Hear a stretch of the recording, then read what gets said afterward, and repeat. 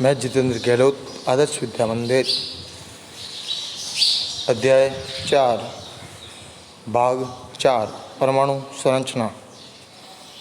Niels Bohr. सर्वप्रथम हम वैज्ञानिक नील्स बोर के जीवन का परिचय जानेंगे। नील्स बोर का जन्म 1885 में कोपेनहेगन गांव में हुआ। अर्थात नील्स बोर का जन्म 1885 और मृत्यु 1962 में हुई। इनका जन्म 7 अक्टूबर 1885 में कोपेनहेगन गांव में हुआ। 1916 में ही उन्होंने कोपेनहेगन विश्वविद्यालय में भौतिक शास्त्र के प्रोफेसर पद पर नियुक्त हुआ, अर्थात कॉलेज में अध्ययन करवाने का कार्य इन्होंने प्रारंभ किया। वहीं 1922 में उनको परमाणु की संरचना पर योगदान देने के लिए, अर्थात परमाणु की संरचना की जानकारी देने हेतु इन्हें नोबेल पुरस्कार प्राप्त हुआ। प्रोफेसर बोर के विविध लेखों पर आधारित 3 पुस्तकें प्रकाशित हुई, अर्थात नील्स बोर ने अपने ज्ञान द्वारा 3 प्रकार की पुस्तकें लिखी थी जो प्रकाशित हुई, अर्थात जिन्हें पुस्तक का रूप मिला, जिनमें the theory of spectra and atomic constitution, the theory of spectra and atomic constitution, दूसरा atomic theory, the description of nature, the description of nature. Rutherford के मॉडल पर उठी आपत्तियों को दूर करने के लिए नील्स बोर ने परमाणु की संरचना के बारे में कुछ निम्न अवधारणाएं प्रस्तुत की, अर्थात इन्होंने अलग से कोई प्रयोग न कर रदरफोर्ड के परमाणु मॉडल की कमियों को दूर करने का प्रयास किया और इसके हेतु उन्होंने कुछ सिद्धांत निर्मित किए। उन्होंने कुछ विशेष बातें बताई। उन्होंने सर्वप्रथम बताया कि इलेक्ट्रॉन केवल कुछ निश्चित कक्षाओं में ही चक्कर लगा सकता है, जिन्हें इलेक्ट्रॉन की विविध कक्षा कहा जाता है, अर्थात इलेक्ट्रॉन परमाणु के चारों ओर एक निश्चित पथ पर चक्कर लगाता है, न कि एक अनिश्चित पथ, अर्थात उसके चारों ओर घूर्णन करने का एक फिक्स पथ है। ऐसा नहीं है कि वो घूमते घूमते धीरे धीरे अर्थात गति करते हुए परमाणु के नज़दीक आ जाएगा या परमाणु से नाभिक से दूर चला जाएगा, और न नाभिक के नज़दीक आएगा न नाभिक से दूर जाएगा। वो एक निश्चित कक्षा में एक निश्चित दूरी पर ही गति करेगा। उस इलेक्ट्रॉन के उस पथ को या उस गति करने वाले पथ को इलेक्ट्रॉन की विविक्त कक्षा कहा जाता है। जब इलेक्ट्रॉन इस विविक्त कक्षा में चक्कर लगाएंगे तो उस समय वे किसी भी प्रकार की ऊर्जा का विकिरण नहीं बनाएंगे, अर्थात वे किसी भी प्रकार की ऊर्जा को मुक्त नहीं करते हैं। उनकी ऊर्जा में किसी भी प्रकार की कोई कमी नहीं आएगी। इन कक्षाओं को ऊर्जा स्तर के नाम से भी जाना जाता है, अर्थात जिस कक्ष में ये चक्कर लगाते हैं उन्हें ऊर्जा स्तर भी कहा जाता है। जैसे कि आप यहाँ पर देख सकते हैं बोर का परमाणुविक मॉडल। बोर ने सर्वप्रथम बताया कि परमाणु की मध्य में उसकी नाभिक उपस्थित होती है। नाभिक में प्रोटॉन व न्यूट्रॉन उपस्थित होते हैं, अर्थात धनात्मक कण प्रोटॉन व उदासीन कण न्यूट्रॉन नाभिक में उपस्थित होते हैं। और ये बात रदरफोर्ड द्वारा बताई गई थी। उन्होंने रदरफोर्ड की बात को माना। उन्होंने कहा कि किसी भी परमाणु का कुल द्रव्यमान सदैव उसके नाभिक में उपस्थित होता है तथा इलेक्ट्रॉन उसके चारों ओर निश्चित कक्षाओं में चक्कर लगाते हैं। इन्होंने कहा कि परमाणु जिस कक्षा या ऊर्जा स्तर में गति करते हैं उन्हें के, एल, एम, एन या संख्याओं के रूप में 1, 2, 3, 4 के द्वारा व्यक्त किया जा सकता है, दिखाया जा सकता है। जैसे कि यहाँ पर एक परमाणु नाभिक के रूप में उपस्थित है, उसके चारों ओर पहली गति नाभिक, ये बीच में नाभिक उपस्थित है। वहीं जो पहला चक्र है जहाँ पर इलेक्ट्रॉन अपने चारों ओर गति करेगा, उस पहले चक्र को के कक्षा के नाम से जाना जाएगा, के, जिसके लिए n का मान 1 होगा। वहीं दूसरे चक्र को यदि गौर से देखें तो दूसरे चक्र को एल कोष कहा जाता है और एल कोष में n की संख्या 2 होगी। वहीं तीसरे कोष की बात करें तो तीसरे कोष में m कोष होगा, m कोष में n का मान 3 होगा। वहीं किसी भी परमाणु के अंतिम जो भाग है इस परमाणु के देखें तो कक्ष n है, n का मान 4 है। इसी प्रकार यदि इससे अधिक कक्षाएं भी उपस्थित होती है तो इसे अगली कक्षा को m k l m n के बाद o p q इस प्रकार क्रमशः नाम दिए जा सकते हैं। इसी प्रकार संख्यात्मक दृष्टिकोण से इन्हें 1, 2, 3, 4, 5, 6 इस प्रकार क्रमशः लगातार नाम दिए जा सकते हैं। वहीं अभी तक जहाँ परमाणु की खोज हुई तो उन्हें यह ध्यान था कि परमाणु का कुल द्रव्यमान उसकी नाभिक में स्थित होता है, लेकिन वहीं उसका भार उससे अधिक था, अर्थात उसके अंदर एक अन्य कण भी उपस्थित था, लेकिन उस कण की किसी को जानकारी नहीं थी। न्यूट्रॉन की खोज सन 1932 में जेम्स चैडविक ने एक और अपरमाणु कण को खोज निकाला जो अनावेशित और द्रव्यमान में प्रोटॉन के बराबर था। वैज्ञानिकों ने जब इस बात को देखा कि जब किसी परमाणु की नाभिक का तुलनात्मक भार उसमें उपस्थित प्रोटॉनों की संख्या से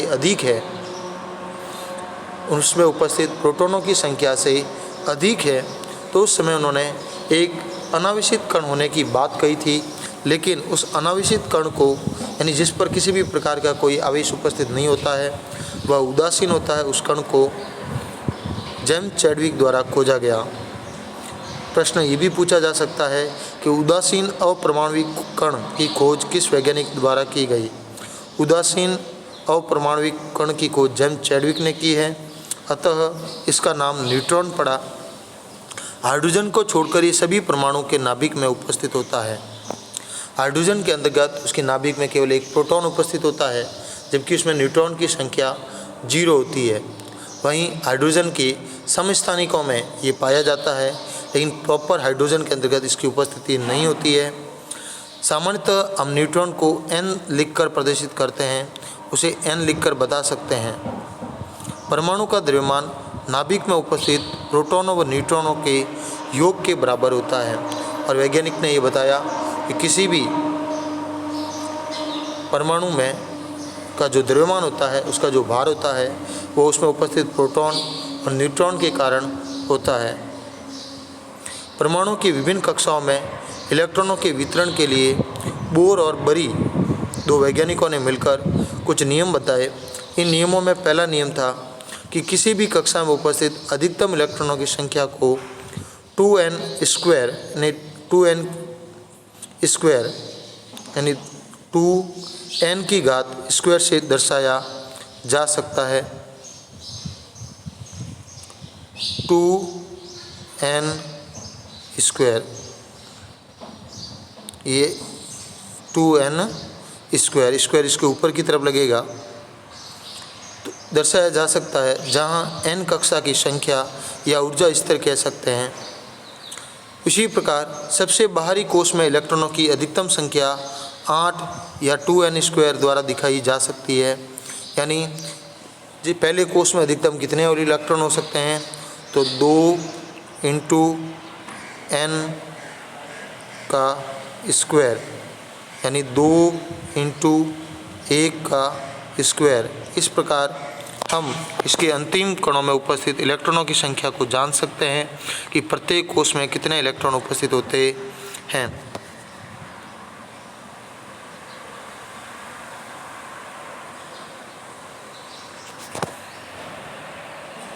इसी प्रकार किसी परमाणु के दिए गए कोश में इलेक्ट्रॉन तब तक स्थान नहीं लेते हैं जब तक कि उससे पहले वाले भीतरी कक्ष के इलेक्ट्रॉन पूर्ण रूप से भरे नहीं गए हैं। अर्थात किसी भी कोश के पहले भाग में यदि इलेक्ट्रॉन पूर्ण रूप से भरे हुए नहीं हैं, वो पूर्ण रूप से भरा हुआ नहीं है, तो वह अगले कोश में इलेक्ट्रॉन स्थानांतरित नहीं हो सकते, वह अगली कक्षा में गति नहीं कर सकते।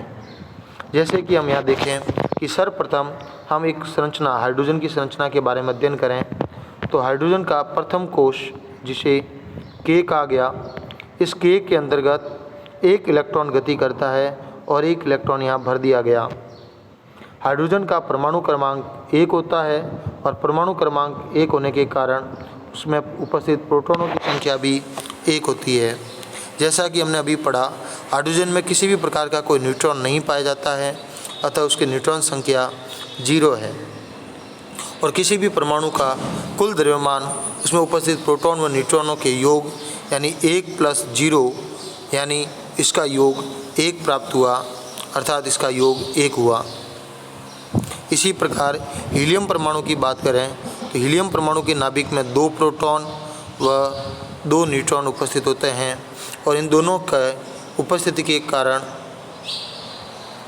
वहीं दूसरी बात करें तो 2 प्रोटॉन की उपस्थिति में उसके बाह्यतम कोश में 2 इलेक्ट्रॉन उपस्थित होते हैं। तो पहले कोश में 2 इलेक्ट्रॉन आ सकते हैं, इसलिए पहले कोश में 1 इलेक्ट्रॉन व 2 इलेक्ट्रॉन पाए गए। हीलियम के अंतर्गत कुल मिलाकर नाभिक में 2 प्रोटॉन व 2 न्यूट्रॉन उपस्थित होते हैं। तो 2 प्रोटॉन व 2 न्यूट्रॉन की उपस्थिति के कारण इसका कुल भार 2 + 2 4 हुआ। इसी प्रकार हम लिथियम परमाणु के बारे में अध्ययन करें तो लिथियम परमाणु के अंतर्गत पहले कोश में अधिकतम 2 इलेक्ट्रॉन उपस्थित हो सकते हैं, अतः पहले कोश में 2 इलेक्ट्रॉन भरने के बाद अगला कोश द्वितीय कोश में अर्थात द्वितीय कक्षा में एल कक्षा में उपस्थित हुआ। पहली कक्षा के में 2 इलेक्ट्रॉन पूर्ण हो गए यहाँ पर, इस वजह से अगला इलेक्ट्रॉन एल कक्षा में उपस्थित हुआ और इस प्रकार लिथियम में प्रोटॉनों की संख्या 3 होती है, वहीं इसमें न्यूट्रॉन की संख्या प्रोटॉनों से 1 अधिक 4 उपस्थित होती है। तो इस प्रकार इसका कुल भार हुआ द्रव्यमान संख्या 3 + 4 = 7। वहीं बेरिलियम में K = 2 L = 2, वहीं प्रोटॉन संख्या 4, वहीं न्यूट्रॉन संख्या 5 और इस प्रकार इसका कुल द्रव्यमान 4 + 5 = 9 का आकलन किया गया। वहीं हम इसके बारे में अध्ययन करें तो वापस पुनः एक बार देखें तो हम देखेंगे कि किसी भी कक्षा के ऊर्जा स्तर में अधिकतम इलेक्ट्रॉनों की संख्या को ज्ञात करने हेतु कक्षा की संख्या यानी उस कक्षा का कौन सा अंक है, जैसे कि कक्षा K का मान 1 है, अतः K कोश में अधिकतम कितने इलेक्ट्रॉन होंगे, तो K कोश में अधिकतम 2 × 1 का स्क्वायर यानी 2n², तो 2 × 1 का स्क्वायर 1 होता है, तो 2 एकम 2।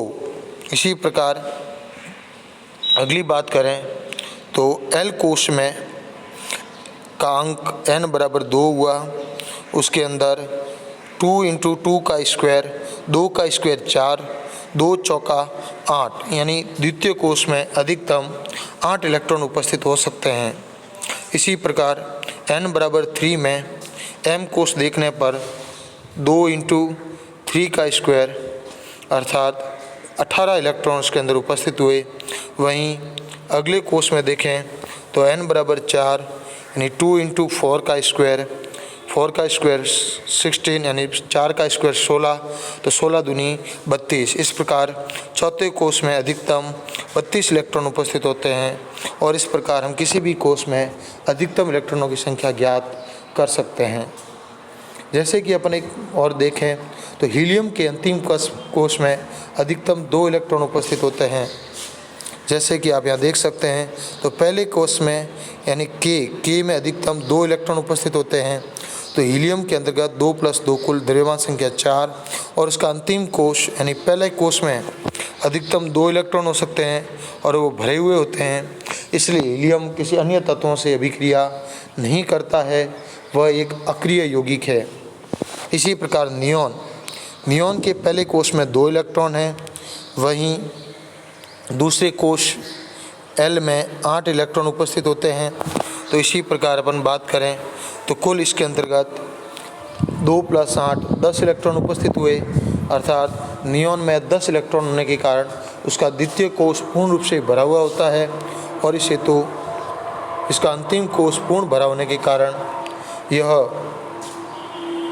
विद्युत रूप से उदासीन है तथा यह एक अक्रिय यौगिक है, यह किसी अन्य यौगिकों से अभिक्रिया नहीं करता है।